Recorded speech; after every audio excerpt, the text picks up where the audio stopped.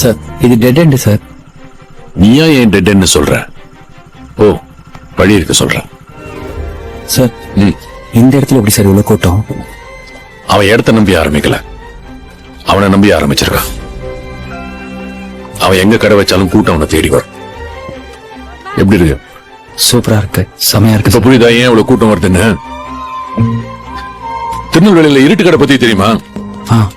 தெரியும் சார். ஒரு காலத்துல கோயில் எதிர்த்தாப்புல கரண்டே இல்லாம இருட்டுல ஆரம்பிச்சது, அதனாலதான் பேர் இருட்டு கடை.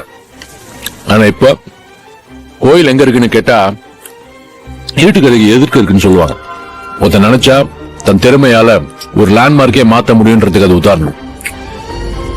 ஒரு பொருள் அங்க மட்டும்தான் கிடைக்கும்னா அது எங்க இருந்தாலும் கூட்டம் தானா தேடி வரும். இந்த மாதிரி பூவை தேடிதான் எப்ப வண்டு வரும், வண்டை தேடி பூ போவாது. அதான் இயற்கை.